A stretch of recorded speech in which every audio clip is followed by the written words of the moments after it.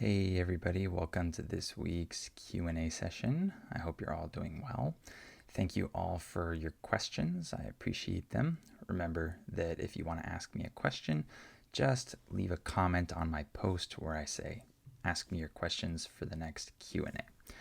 All right, well, let's jump right in. The first question we're going to go over is someone asked about the difference between these two sounds.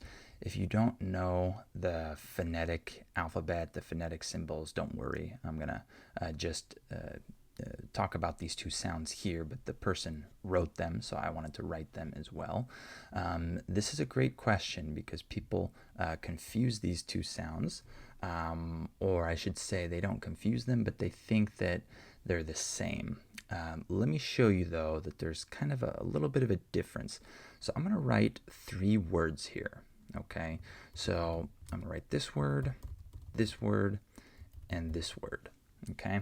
So this first word is under, the second word is mundane, and the third word is allow. So this first word has this symbol right here. This is the sound that we have for the U. I'm going to call this the short U sound. Okay, this is the sound right? So under. Okay, this is the stressed syllable in the word under, right? So we have a full sound. I'm consciously making that short U sound, right? Under. Okay, that is this sound right here, the short U sound. In this word, we have the same sound, but it's unstressed, right? So mundane. Okay, I'm not saying mundane, I'm saying mundane. So I still have this short U sound, but it's not stressed in the word. So it's not the syllable that has the most sound, right? It's just mundane, right? So these two would be considered short U sounds. This one is stressed, this one is unstressed. This word right here has what we call the schwa sound. So you might think it's the same sound, and sometimes it does actually sound the same. However, there's a difference in the sense that we are not trying to make this sound right here, right? This is the sound that results from a reduced syllable, from a completely unstressed syllable, right? In words like mundane, we have 2 syllables. One of the syllables has primary stress, has a lot of stress, and the other syllable has just like a normal sound. So that happens sometimes in certain words, but in most words, probably, if we have 2 syllables, I don't know about most words, but about probably many words, I don't know how many, but in other words, when we have 2 syllables, one syllable has this primary stress, and the other syllable is completely unstressed, and that's the case in this word.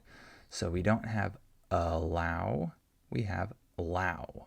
So notice there's a tiny bit of a difference in the sense that I'm not stressing this syllable at all.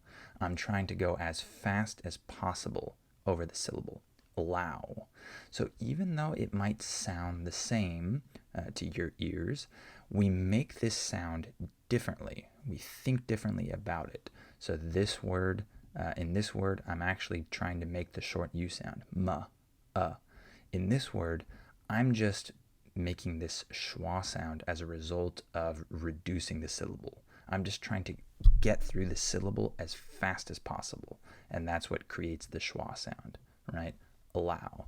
That's why we can have the schwa sound in many different words, right? For different syllables, right? Or different vowels, I should say. Occur, event, allow, right? All of those schwa sounds are the same, even though we have different sounds here, different vowels, because we're not trying to make a sound. We're just trying to go as fast as possible over the unstressed syllable. So yes, they kind of sound the same. However, the schwa sound results from trying to go as fast as possible over the syllable, so it's even faster and shorter than the short U sound, right? Mundane, allow, right? This one's kind of like this one's kind of like right? It's a little bit different just because of how reduced it is. Okay? All right, let's move on here. So we have a couple questions about other sounds. So someone asked about the difference between these three, or these, these three words right here. Move, moved, moves. And they asked, can native speakers hear the difference between these words, or do we just know based on the context? So when it comes to this word right here, we can definitely hear the difference. So there's no guessing based on context here. Native speakers definitely hear this word, this final S, moves, right? We have a voiced S sound, a Z sound there. So that one we can hear. The person asked this question because these final consonants can be very tricky to identify, especially the D sound. It's probably the hardest one. The S is a little bit easier. I want you to try to hear that little vibration, even if we don't aspirate it, even if we don't say moves, right? Even though we're not releasing the air, you should hear a little bit of vibration. Moves, moves, right? That final Z. So it moves very fast. Did you hear it? It moves quickly. It's just a quick vibration at the end of the word. So that one, yes, we definitely hear. The trickier one is the difference between move and moved, because when we say this in a normal sentence, like for example, it moved quickly, we don't aspirate the D. We don't say moved. We don't release the air. We just say moved, right? You can hear, if you listen very closely, that I'm stopping on a D sound. Moved. I have my tongue pressed against the top of my mouth. That's different from move. If I have this word, I continue the I can continue the sound. Move. I can hold the V sound. In this case, I stop. Move. I stop the whole sound because I'm stopping on the D. Okay? So when we say a sentence like this, I moved quickly, it can be hard to hear the difference between the two because the D is not stressed. It's not aspirated, and the next word starts with a consonant, right? If we had, like, I moved around, a sentence like this, where the next word starts with a vowel, then we definitely hear the difference, right? Listen, I moved around, right? You hear how the D links to the next vowel, right? So that one's a little easier. But if we have just a consonant, then it can be a little bit tricky to hear that, and especially if the next word starts with a D or a T sound, right? I moved. Let me see, or let me. Okay, what's a word that starts with T? I moved to Austin, let's say. I moved to Austin. In this case, it's virtually the same as saying move. I moved to Austin. The D just blends in with the next T sound. And the same thing would happen if we had a D sound afterwards. So to answer your question, if these one of these words is before a D or a T sound, you're right. We can't hear the difference. We just know based on context, right? If it's with another consonant afterwards, we can hear it just a little bit, but it's there. If there's a vowel after, then it's very easy to hear. So hopefully that answered your question. Practice with hearing those final sounds, either the stop sound, moved, or moves with a little vibration. And there was a similar question someone asked about these two words, if we can hear the difference between them or if it's just based on context. In this case, yes, we definitely hear the difference between the two, and they're actually not as close as you think. So this word right here, this contraction, sounds like this, all, right? I'll go there, I'll do that, I'll see him, I'll try, all, okay? This is not pronounced I'll, it's all, right? So that's very different from this word, right? So it's more different than you thought. So if I say I'd go there, we have this stopped D. So it's not I'd, just I'd go there, right? But if I have this sentence, I'll go there. Listen again. I'd go there, I'll go there, right? So there's not too much similarity between those two. So yes, in this case, we definitely hear the difference. If you have any other questions about that, just let me know. Okay, one other question, which is a more theoretical one. So getting from an intermediate level to an advanced level. Okay, so this VIP asked about how they can kind of break this barrier and get from an intermediate level to an advanced level of English. And first of all, I have to say that this takes a long time, and this is the thing that most people do not do in language learning. The majority of people that learn a foreign language actually don't reach a very advanced level. We hit this, what we call this plateau, this okay plateau, where they're okay in English or they're okay in another language, and that's good enough for them. They don't feel the need to get better than that. Most people stop there, okay? However, there are people that get to an advanced level, of course. For example, I've gotten to an advanced level of Spanish, I can say, and I'll let you know what I think the biggest keys are. For me, the number one biggest key for me, well, let me back up and say this. The biggest key is always to spend as much time as you can listening and speaking if you're at a higher level, of course. So that's obvious though.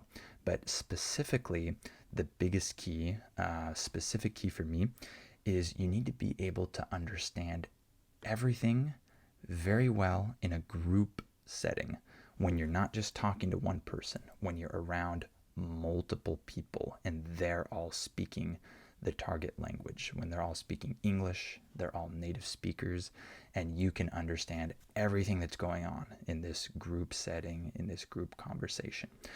When I learned Spanish, I learned when I wasn't in Mexico, actually. I was fluent in Spanish before I even moved to Mexico. I learned just from my wife. She was my girlfriend at the time. And then we got married. I moved down to Mexico. And then I realized that I could not understand people in a group setting very well. I would get lost in the conversation. And I realized that I hadn't hit that, I hadn't reached that really advanced level yet, or I could just be anywhere and understand anything and be part of the conversation. This was the number one thing that was holding me back. And it's the same for most people, for everyone really. Once you reach a certain level, you'll realize that you can have a conversation with a teacher like me, one-on-one, no problem, it's really comfortable. But then you go to the US and then you're surrounded by English speakers and you're in a group with like 5 other Americans and they're talking and you get lost, right?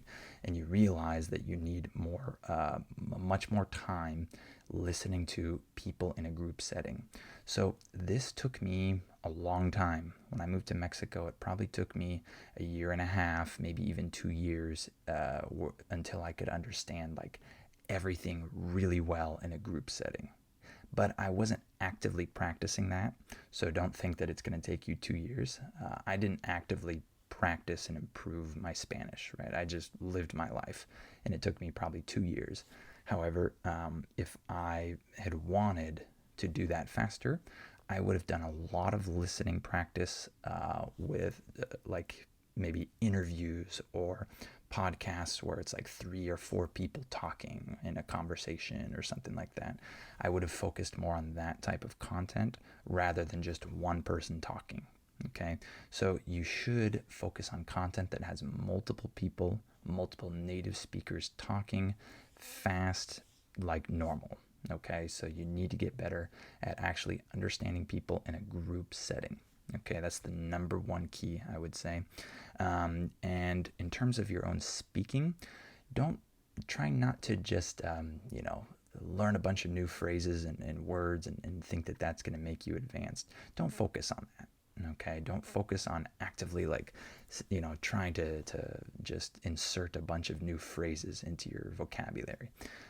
What you want to do is we want to have a lot of conversations, of course, and you want to be able to say something for every thought that you have, right? If you can already express a certain thought well, don't worry about it. Don't say, I need to learn 3 other ways to express that to sound more native. No, native speakers do not care and do not notice if you're not using a bunch of different structures, complex structures to express the same idea.